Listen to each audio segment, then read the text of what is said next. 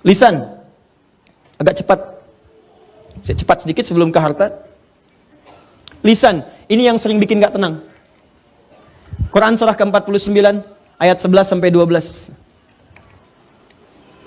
Tahan. Kalau hidupnya ingin tenang, kata Al-Quran, satu, jaga pandangan, kedua, jaga lisan. Ini langsung ayatnya turun. Ya, Quran surah 49 ayat ke-11 sampai dengan 12. Ya ayyuhalladzina amanu la yaskhar qaumin qaum. Ada ayatnya? Ya, saya pelankan sedikit. Ya ayyuhalladzina amanu, hei orang-orang yang masih merasa punya iman. Saya sering katakan ya-nya harfun nida. Nida itu huruf panggilan. Panggilannya ke semuanya. Kalau ya itu ada 14 huruf panggilan di ilmu nahu. Tapi yang disebutkan dalam Al-Quran cuma satu, ya. Ya itu memanggil semua kalangan dengan jarak yang semua sempurna. Mau dekat, mau menengah, mau jauh. Disebutkan 360 kali dalam Al-Quran. Kalau setelah ya dipakai ayyuha, setelah itu ada ayyuha. Ayyuha disebutkan 150 kali dalam Al-Quran. Ayyunya berfungsi taukid munada, haknya huruf tanbih peringatan. Jadi kalau ada ya, setelah ya ada ayyuha, cara menerjemahkannya, perhatikan cara menerjemahkannya. Hei, saya peringatkan ya. Saya peringatkan, saya serius kata Allah. Saya panggil semua kalian tanpa kecuali. Baik kalian yang merasa sedang dekat dengan saya, menengah ataupun jauh. Siapa yang dipanggil? Alladzina amanu. Alladzina disebutkan 1080 kali dalam Al-Quran. Dia di ilmu nahu disebut dengan ismun mausulun yadulu alal amiyah. Ya, huruf sambung menunjuk pada objek atau bahkan subjek tanpa kecuali semua. Semua general, komprehensif. Mau besar, kecil, tua, muda, laki-laki, perempuan. Seakan-akan Allah ingin katakan, kalau ada ayat dibuka dengan panggilan ya ayyuhalladzina amanu, maka semua yang punya iman dipanggil tanpa batas. Mau dia orang dewasa, anak kecil, tua, muda, laki-laki, perempuan, tanpa batasan. Dan panggilannya disertakan peringatan. Kalau ada peringatan, hati-hati. Setiap ayat yang disandingkan dengan peringatan, maka ini di antara pemahamannya ada potensi bisa melahirkan dosa kalau diabaikan. Apa informasinya? La yaskhar qaumin qaum. Kata Allah, hati-hati, jangan gunakan lisanmu untuk saling mencela satu dengan yang lainnya. Jangan mencela.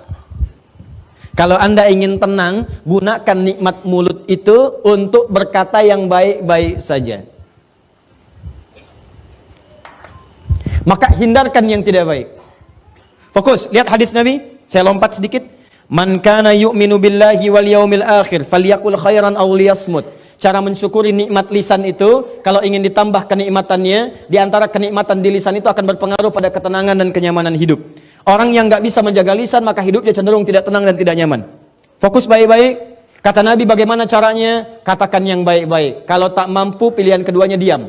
Tidak ada yang ketiga. Cuma dua. Saya ulang, tidak ada pilihan yang ketiga. Cuma dua. Satu, dua.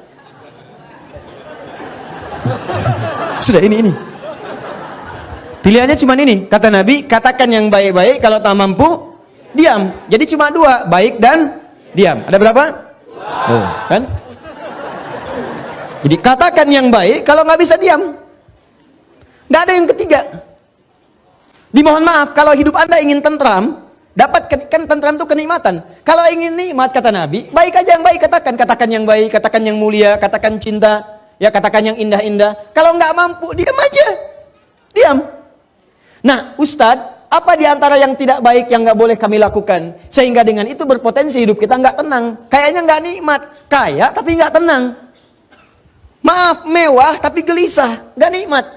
Apa di antara rinciannya? Turunlah ketentuan Allah di Quran surah 49 ayat 11 sampai dengan 12. Kalau Anda masuk coba-coba ke sini, maka Allah akan jamin Anda nggak akan pernah tenang hidupnya. Yuk, satu, kata Allah jangan mencela.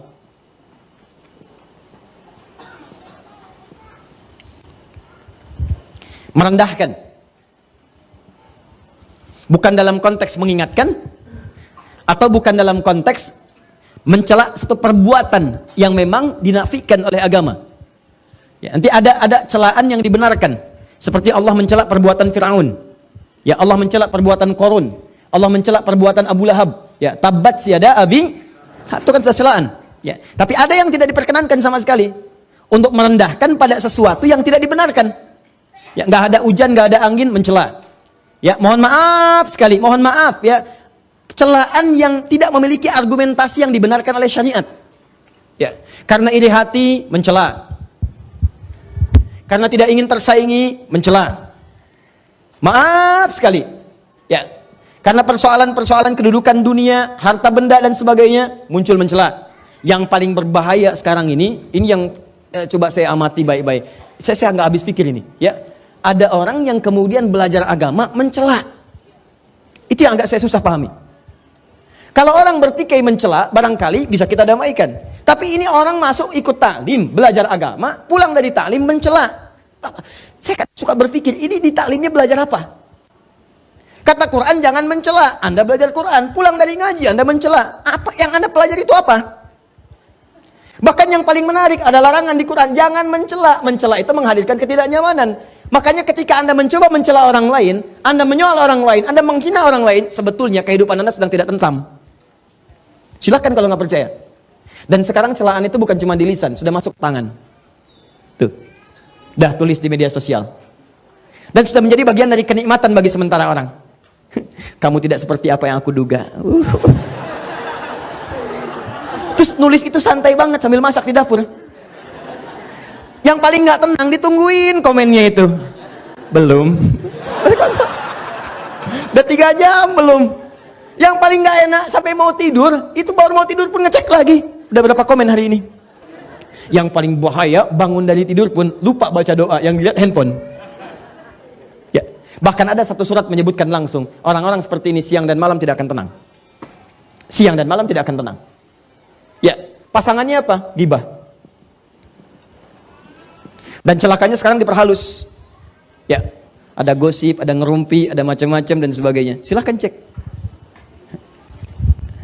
Orang ini langsung dijamin oleh Allah Subhanahu wa taala. Mohon maaf sekali, orang semacam ini bukan cuma tidak akan tenang di dunia, di akhirat pun akan dibuat gelisah. Karena disediakan khusus makanan khusus di akhirat, langsung disebutkan di ayatnya. Ayuhibbu ahadukum ayyakula lahma akhihi maitan fakarihtumu. Orang yang terbiasa gibah saat di dunia dan dia tidak bertobat, maka di akhiratnya langsung dihidangkan makanan yang terbuat dari bangkai orang yang digibahkan itu. Nih saya kasih gambaran ya, maaf ya. Kalau ada orang gibah bisa membicarakan seseorang dengan niat untuk merendahkannya. Begitu dibicarakan itu baru disebutkan namanya dengan niat tadi itu sudah memindahkan pahala. Di hadis Muslim, pindah pahala. Ya. Misal, Anda bicarakan, jangan Anda lah, orang lain ya. Bisa bicarakan yang lain, begitu dibicarakan disebut namanya. Itu Adi Hidayat tuh. Ya. Baru Adi Hidayat tuh. Ustadz bin Ahnya belum disebut. Ya. Itu Adi Hidayat tuh. Ya. Begitu disebutkan Adi Hidayat, itu langsung pindah pahala dia kepada saya. Seketika. Ya, seketika. Saya tidak Ustadz, bagus. Tidak seperti yang itu tuh, dia tuh selalu begitu. Nah itu pindah. Seketika pindah. Nah kalau dia tidak bertobat, diteruskan, ada itu begini, sebutkan semuanya. Itu secara otomatis langsung akan dibentuk dari mulai wajahnya, ke tangannya, sampai dengan ke kakinya.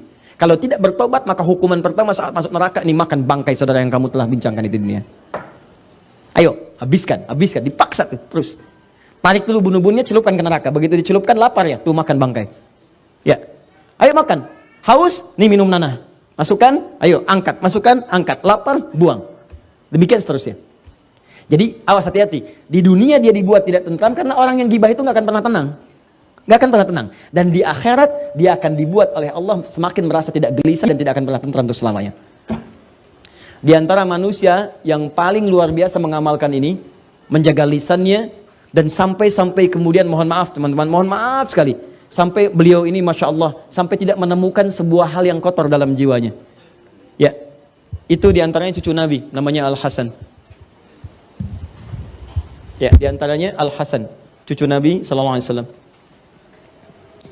Ini yang wajahnya paling mirip dengan Nabi Muhammad SAW. Masya Allah, Al-Hasan. Ya, punya anak diberi nama dengan nama kakeknya. Ya, dulu kebiasaan Nabi SAW, sewaktu beliau hidup, sebagai seorang kakek, itu masih punya waktu untuk mengantar cucunya jalan-jalan. Ya, beliau pemimpin, kakek, ayah, suami, tapi masih punya waktu untuk mengantar anak cucunya itu untuk jalan-jalan khususnya ke Awali di setiap sore, untuk nyari susu. Ya, ini contoh bagi kita. Jadi kalau kita lihat sekarang ini Masjid Nabawi misalnya, ya, contoh kan, sekarang sudah luas. Kita ambil contoh kalau Anda dari hotel sini, ini pintu 17, ini bin Daud. Ini Movenpick ke sini. Nyebrang ini jalan raya, ini Diyar, sekarang jadi Raudhah. Di Raudhah ini teman-teman di sebelah sininya ada ke bawah pakai eskalator, ini grosir untuk pakaian di wilayah ini. Jadi semua pedagang-pedagang ngambilnya ke sini. Ini kalau Anda beli di sini Anda rugi karena bayar 2 kali lipat. Ya, Anda ke sini aja ke bawah, turun ke sini. Ya. Terus dari sini nanti ada orang Yaman yang jualan, bisa bahasa Indonesia 1 karena dia pernah ke Bandung. Ya. Terus sini ini nyampe ke sini Holiday Inn ada di sini. Kemudian ke sini ada Hilton nyebrang. Nah, di Hilton ke sini, sininya ada pintu 22 kurang lebih. 2223, di sini ada jam. Saya sering katakan jam gadang aja, yang besar. Ini ada burung-burung. Nah, Anda kalau misalnya mau cari kurma paling murah di Madinah, patokannya ini aja. Lurus ke sini sampai mentok, ya. Ini ada toko di sini. Nah, ini toko ini termasuk paling murah di sekitaran Masjid An-Nabawi. Jadi kalau yang lain dia jualan 100 ini, 100 real untuk kurma ajwa, dia 80. Masih bisa nawar. Ini. Dan ingat tanpa pajak di sini. Nah, saya serius dibandingkan beli di tempat lain, apalagi misalnya ke tempat-tempat yang saya nggak perlu sebutkan lah, ya. Di satu tempat yang Anda sering diajak ke situ, nah itu harganya udah tinggi. Di sini lebih bagus. Ya, saya sarankan kalau kurma itu di Madinah. Ya, kalau pakaian jangan di Madinah, di Mekah. Ini harga yang di tempat ini ada yang lebih murah lagi. Nanti Zam-Zam bagian paling bawah. Lurus tangga pertama ada Jam Al-Fajr, belok kanan. Di situ ada ATM. Betul ada Sultan, belok kanan lurus. Lurusnya sebelah kiri langsung belok pas pentok. Dibagi 2, sebelah kirinya yang beli. Kenapa? Betul, saya serius. Beli 2 dapat 1, yang sebelah sananya fixed price. Itu bagus di situ. Harganya setengah ini. Jadi kalau ini 60, sana 30.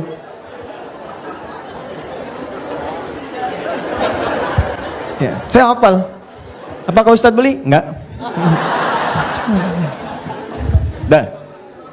Nah, di sini ada pintu Umar bin Khattab. Anda masuk. Saya mau cerita begini.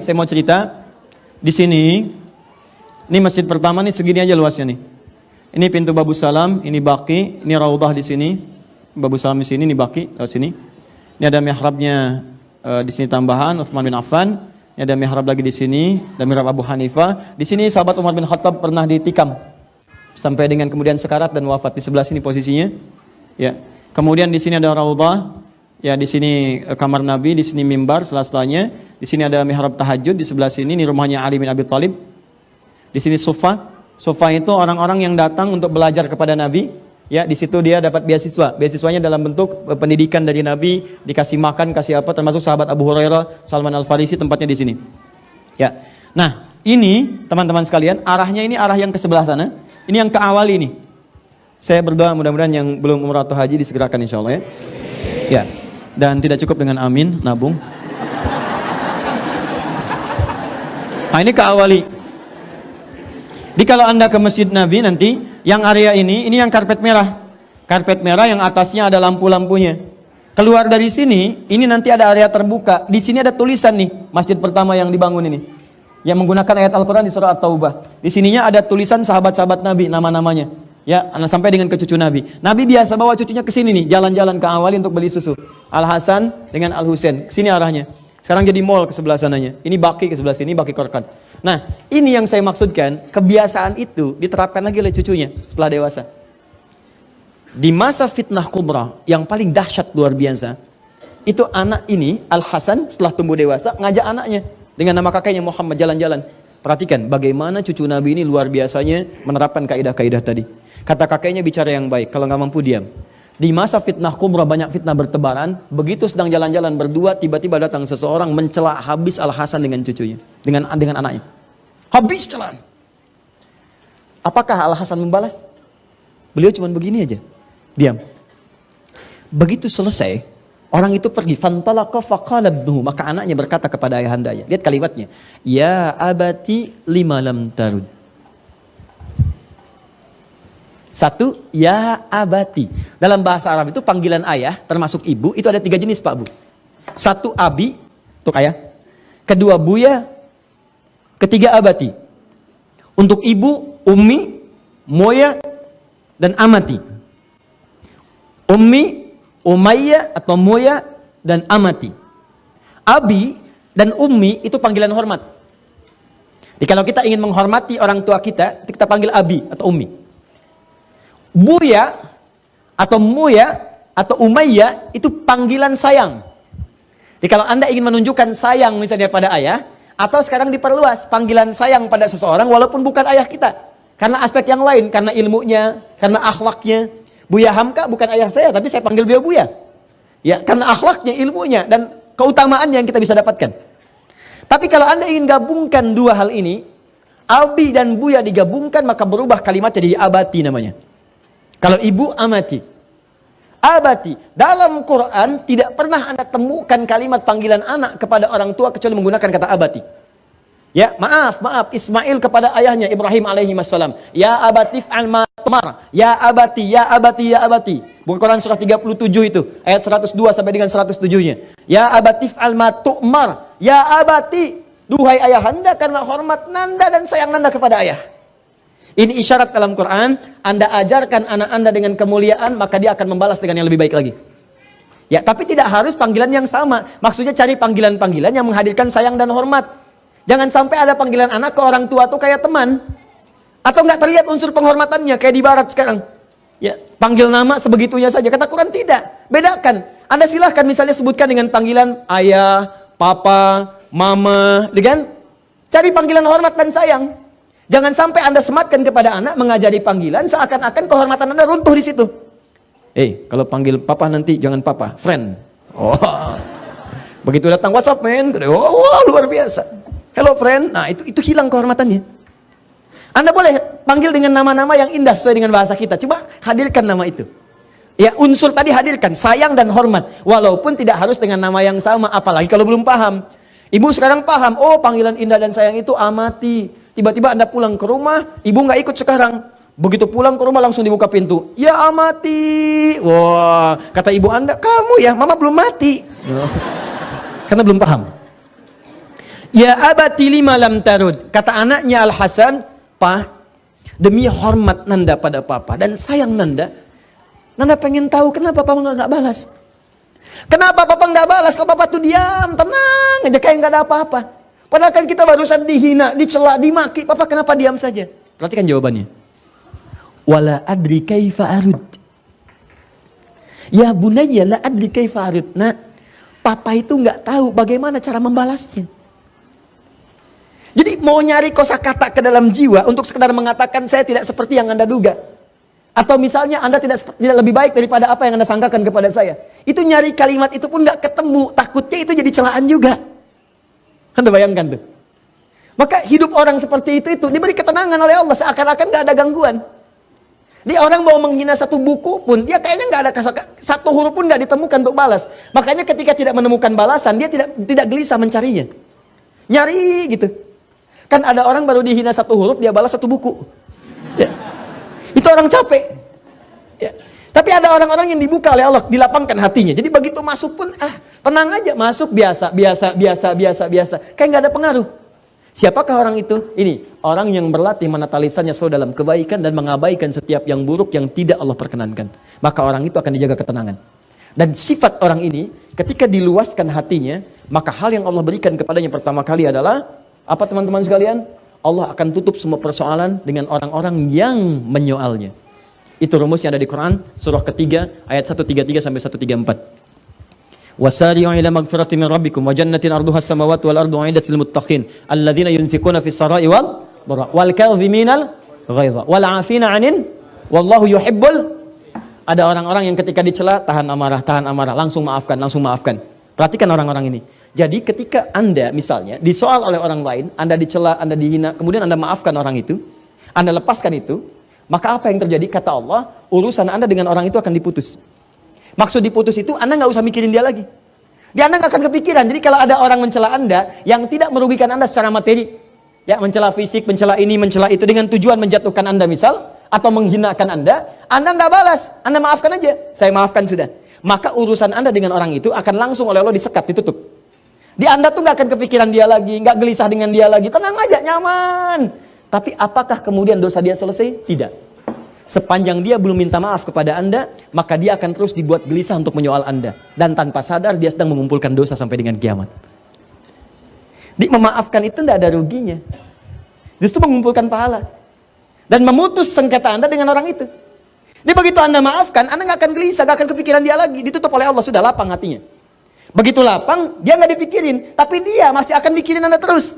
Dan dibuat gelisah untuk Anda.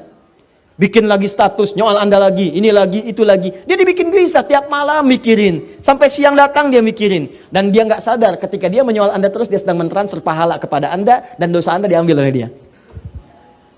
Jelas?